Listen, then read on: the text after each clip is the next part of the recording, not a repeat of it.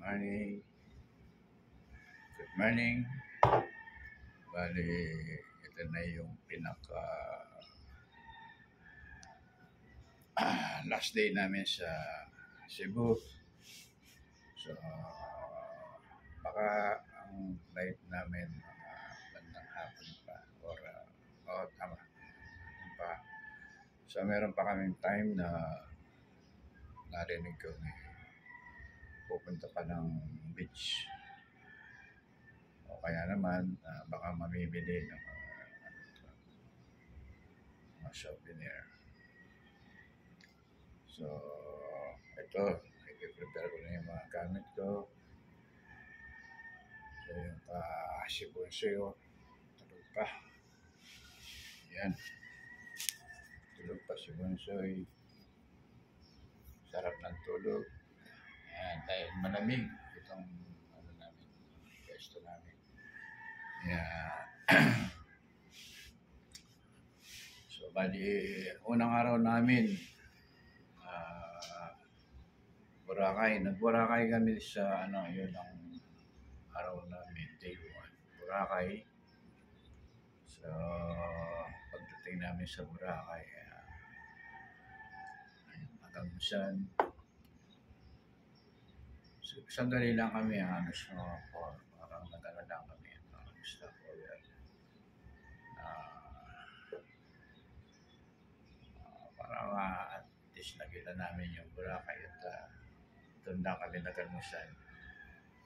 So, after 4 hours na pag-stay namin yun, tumuloy na kami ng Cebu. Ang ano namin, baba namin sa Mactan Airport, International Airport. So, tumuloy kami sa Tuscania farmhouse. So, bali tatlong palapag yun. So, ano lang naman yun, ang cute. Tatlong palapag pero kami lang ang nag-stay. So, namin yung yung isang yung tatlong palapag na yun, kami lang. Pineda family, Mandulo Pineda family lang kami. So, napakaganda kasi ang pagdating namin doon, so puro gala ang ginawa namin.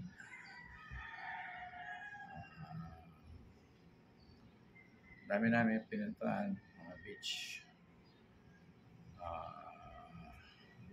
Ano na yung beach, doon ako na-excite doon sa beach. Kahit na hindi ako gaanong mahilig na maligo, pero napilitan ako maligo dahil napakaganda na malinaw yung tubig, maganda yung hangin. At ang daming isda na nakikita ko sa baybayin lang. Ang daming isda talaga na nagugulat nga ako, natakot nga ako dahil kinakagat yung mga paa ko. Mga ano daw yun, mga sardines na medyo maliliit pa. Talagang tinutos ko yung paa ko dahil ayaw kong tumapak. Siguro mga bahay nila yun. Kaya nagugulat ako dahil ano nila yung paa ko. Parang kinakagat. Kasi kaya maraming mga isla doon dahil protektado yun, bawal sila. Bawal yung mga isla doon sa lugar na yun. Kaya may mga pawigan din, ang daming pawigan na gumagana din doon. Lalo na yung mga sardines na pagka sumilip ka sa sa ilalim, pag may goggles ka, makikita mo talaga yung dami ng mga isda. So, doon ako namangha dahil talagang maraming mga beaches na halos wala ka nang makitang isda, lalo na sa baybay. Pero noon dami, nanguhuli ako kaya lang wala. magaganda eh, yung mga parang nilalagay sa aquarium. So napakaganda lalo na nung nag-dive kami sa mga pawikan. Sarap na meron ako souvenir doon. Sa GoPro. Sayang nga, hindi ako nakapag-prepare dahil hindi ko alam na ganito pala yung ka-exciting yung pupuntahan namin, yung adventure. Kasi halos nilibot namin yung buong Cebu. Maging dun sa mga bundok na pinakamataas na bundok ng Cebu, pinuntahan namin. Ano na yung Temple of Lea. Ang daming mga pumupunta ron. Napakaganda. So pag nandun ka sa Temple of Lea, kita mo yung Cebu. Kita mo yung mga isla. Para kang nasa airplane din yung dahil sa taas.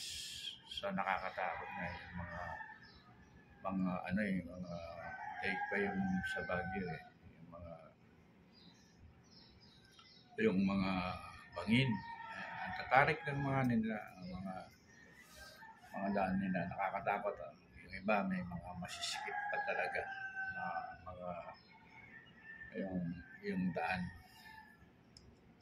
So napakagandang experience yun dahil naghihinayang ako dahil wala akong nadalang camera. Yung talagang camera, sayang, sabi ko. Tapos yung mga GoPro na pandagat, hindi ko rin nadala. Yung dapat sana kuha ko lahat yung sa ilalim ng dagat mga pawikan. Sayang. Sa pagkakataon ko sana yun eh. Kaya naman hindi ko dinala dahil hindi ko alam kung anong gagawin namin wala akong idea kasi first time ko pa lang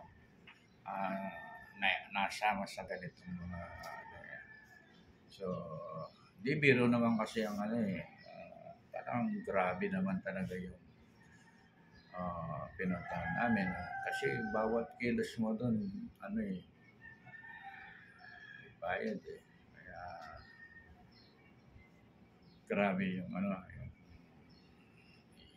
gigingkel ka lang doon eh. Bayad lahat. Talagang kung wala ka talagang pera hindi mo afford. Tulad itong tinitirahan namin ito kami dalawa lang ni Dari yung bunso ewan ko kung magkanong bayad nito so hindi biro kaya nagpapasalamat ako kay Mona saka sa mister niya na napasama kami sa ganitong activities nila pamilya nila kaya si Ate Karning ganun din kasi pag alis na ng state yan wala taon na naman kami hindi kita so sabi nga niya talagang pinilit niyang maisama kami sa itong Cebu ito. So ang dami pa, meron pa silang mga activities ng pamilya nila kaya lang hindi na kami sama. After dito, Tagaytay naman sila kasi after Cebu, Tagaytay na naman ang takbon niyan eh. Kaya sabi ko hindi na kasi ang dami ko rin activities kasi sa church. So buti wala akong nasama sa mga activities banda sa midweek prayer. So siguro mga bandang alas 7 ang alam ko alas 7 ang yung labas namin Kagabi nga pala, hindi na ako naligo sa pool. Daming pool dito, siguro mga 7 pool. Swimming pool ang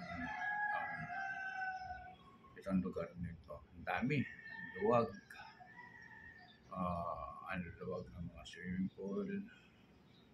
Hanggang gabi, puro mga foreigner itong mga nandito.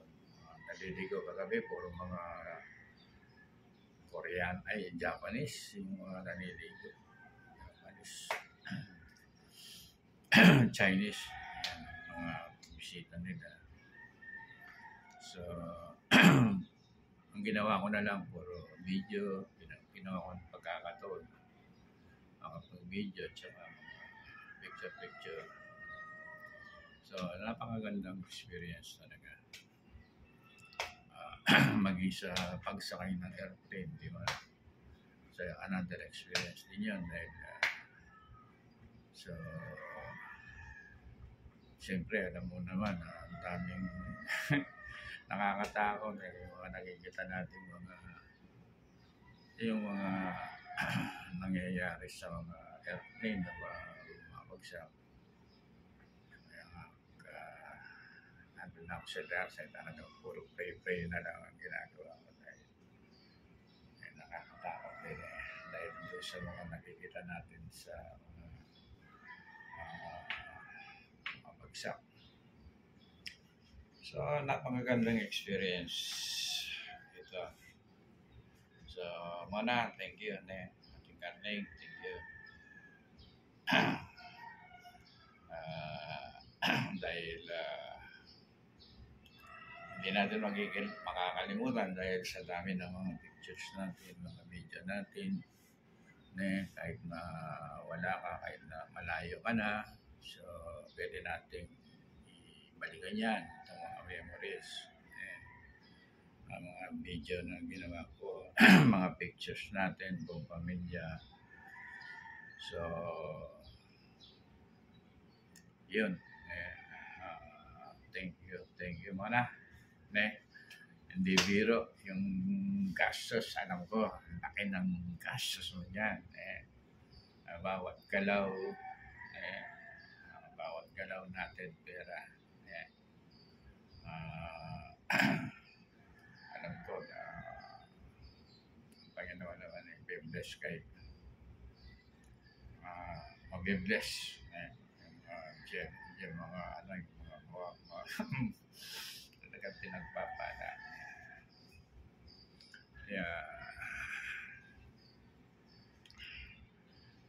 So, yan. Nagkakape tayo ngayon.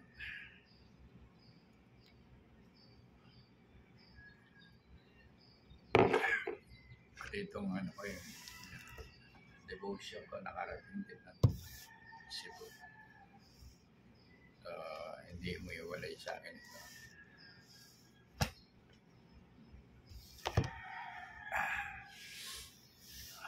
Labing, pasensya na ka, kasi palagi kaming nasa labas hindi ko na-re-reply yung mga tawag mo. Minsan paglabas namin, minsan yung signal ng problema.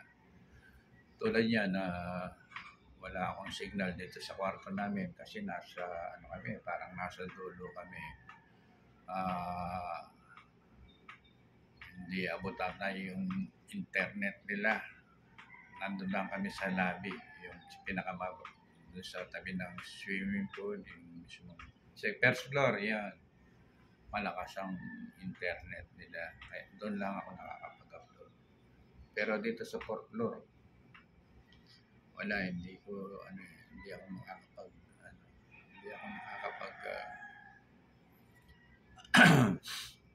makapag-internet dahil mahina. Wala.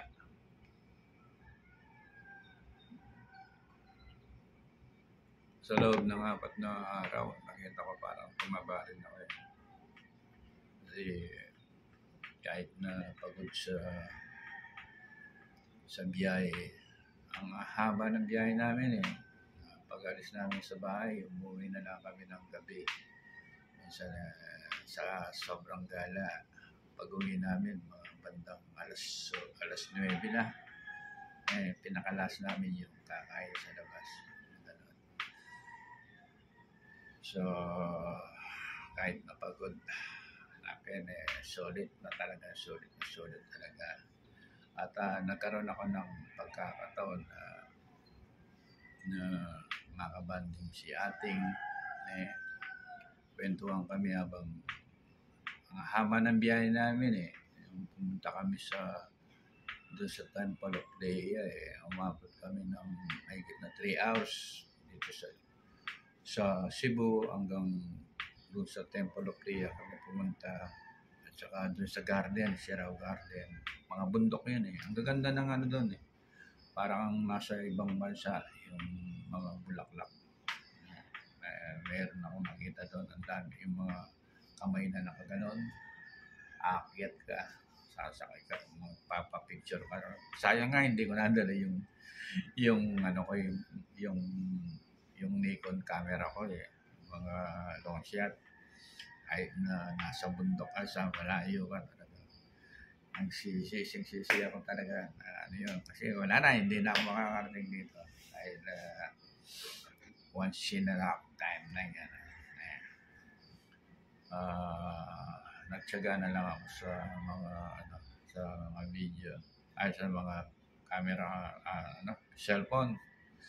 Wala akong nagamit na mga camera ko, hindi ko kasi nadala maging yung GoPro ay yung parang ito nadala ko yung camera kong ito hindi ko naman dala yung yung pang niya para sa tubig pantubig ito hindi ko rin nadala parang cellphone na lang na nagbibideo na gano'n din. Ang dami pang support lang kasi ito para pandagdag sa mga memories ng mga video, mostly video ito ginamit ko kaya nga sayang, sabi ko mabuti pa kahit na nilagay ko lang ginanong ko lang yung camera, kahit pwede naman pala yun kahit na nakarat sa airplane kaya lang hindi ko na dinala so yun ang medyo mali ko kasi hindi ko alam kung ano wala akong idea kasi kung ano yung pupuntaan kaya sabi ko hindi ko na lang dadalhin kasi baka maano pa sa bag. Hindi ko na pwedeng bitbitin yung lalagyan niya. Kung yung camera lang ilalagay ko sa bag, sabi ko baka masira. Hindi ko na dinala.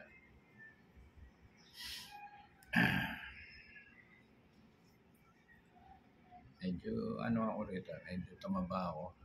Tumaki yung tiyan ko puro kain.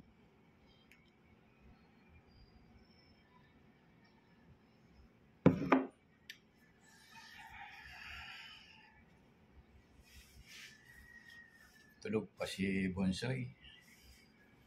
Dar! Uy! Inawan ako. Mag-alas 7 na. Ayan. Mag-alas 7 na.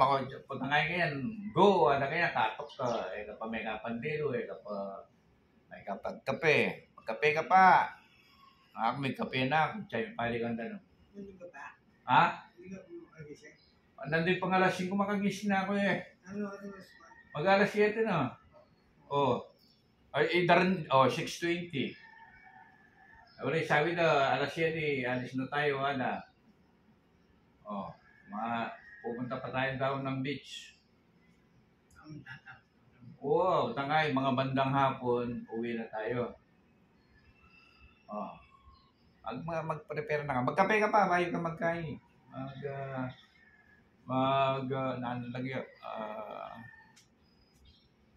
Mandilo. Okay ka pa.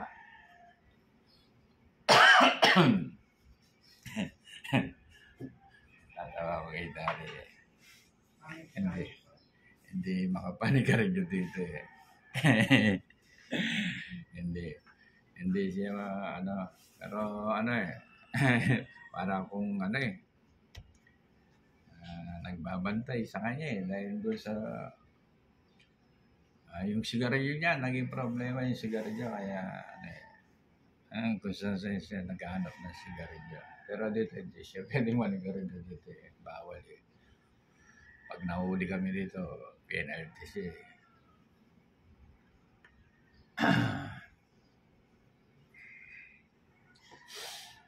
So, si ate, alis na sila ng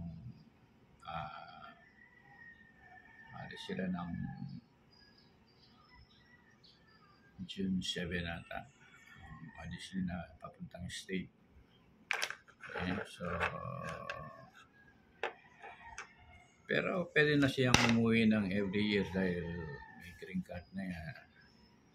So, kahit na every year, uwi na siya, pwede na. Kaya lang siya tumagal dahil hinihintay niyang lumabas yung green card niya. Kaya, ayun, dapat nga, hindi ngayon yung pag-alis namin eh. Dapat nung panang bakasyon, May, kaya lang nabitin yung yung green card niya.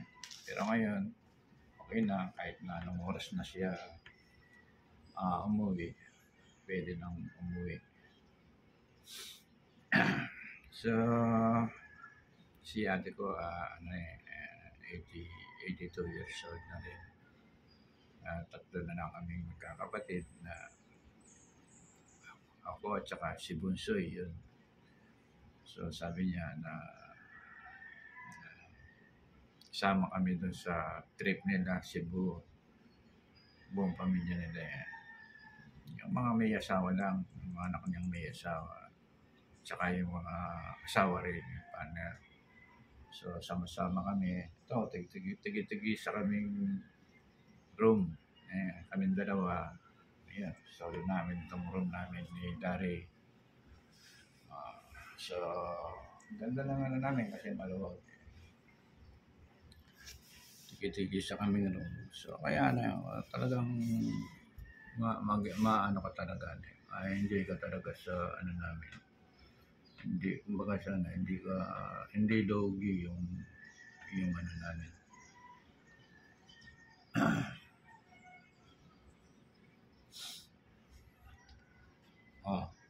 Kumakanda ng kitang niya, tambala mo alak. Tampido ka ng kay, yan, ano yan. Tambawas, sila yun pa mo, tambawas, baka dito. Ating bawas, Ken. O yan tabi mo kay kaya. Hindi tayo naman dito. Kasi medyo malat-malating kayong grape eh. Pwedeng inuman ito eh. Atin talagang panginom Ken. Yan. Aliway, itang gamitan mo itang ating kaya. Pipal yung danong. Yan. Uwa, dahil mo yung danong. Ay, yung kabit ko na. Uwa, yung kabit mo yan. Ken mo pali. Sa Bunsoy. Kakape daw. Yan. Paano may gamitan yan? Ang problema na ang galing. Pag kinelas ka, marimline chlorine. Ano yung karakang problema? Yan. Paano niya ka naman. May bibagsak yan. Mayari ka tabunan. Okay.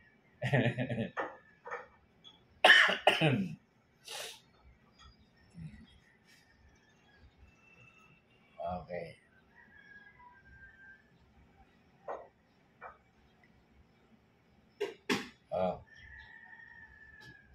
Alam mong mayo mo, Dar. Nakamagmayo mo na eh. Alatang mayo mo. Marami ang kain. Ano yan? Ito. O yan, tutugtog na eh. Makakain na. Ano yung ganyan? Tinesulo. Tinesulo yan. Ano yung kakakit? Wala may ka-electrician yan. May taron naman. Pagkain ako may kape, wala ko. Hindi kayo mo. Sa may, ini mo kape kaya ini. Hindi mo yung kape kaya.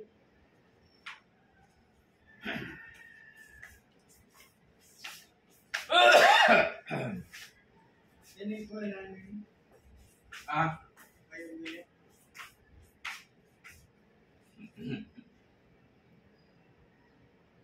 Sparkle. Dito ni Sparkle. Tabado kaya puti. Malay ko kaya baro. Diyan ka kaya mang ginamit niya. Aliyah, mayo mo yan. Aliyah, mayo mo. Sparkle lang. Ay, ko naman kaya. Hindi ka naman kilala.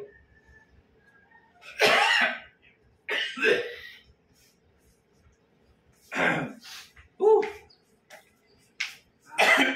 Makain na pala ng pagkaalala ko. Mag-alas 7 na. Kaya ako nagaling pa.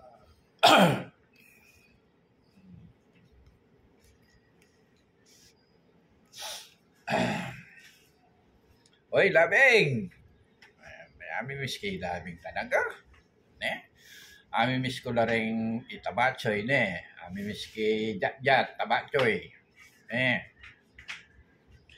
Amimiss kay Chelsea. Yan, amimiss kay Chelsea. Ay, Yago. Amimiss kay Yago. Amimiss kay Bunso. Ne? Bunsong makulit. Skatik. Ne? Amimiss kay yan. Tepi, Tepi, Cincin, miski Cincin, Chloe, kaya nama, abis ko man din. So, patambingin din ako rin.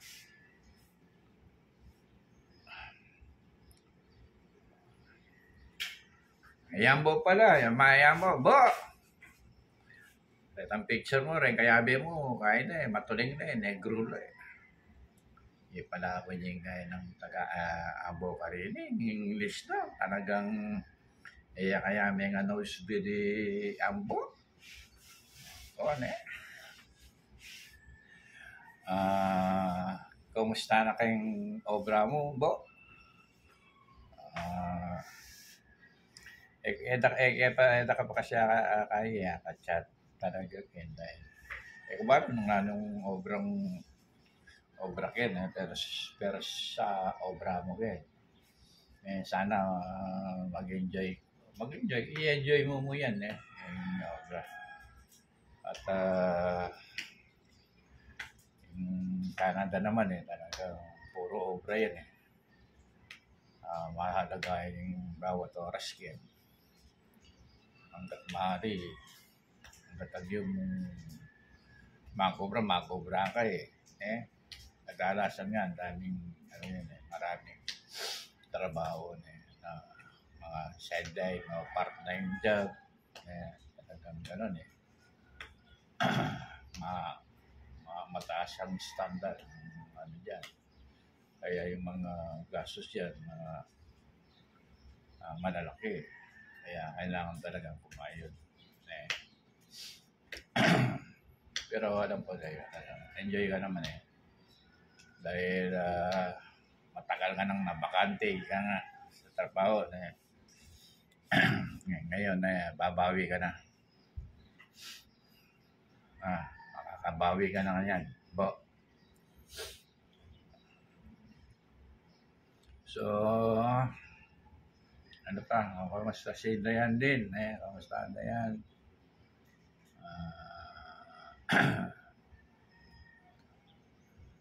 namiss ko rin yung mga bata dahil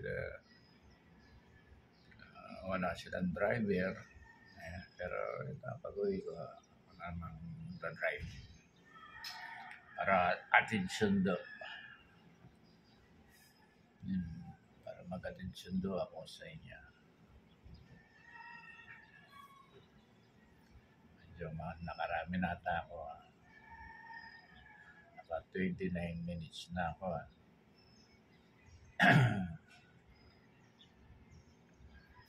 okay so prepare ko na yung mga dadaling kong mga ano, yung mga gamit ko, ilalagay ko na, mag-impake na ako. Lalagay ko na sa mga bag, sa bag. Yan.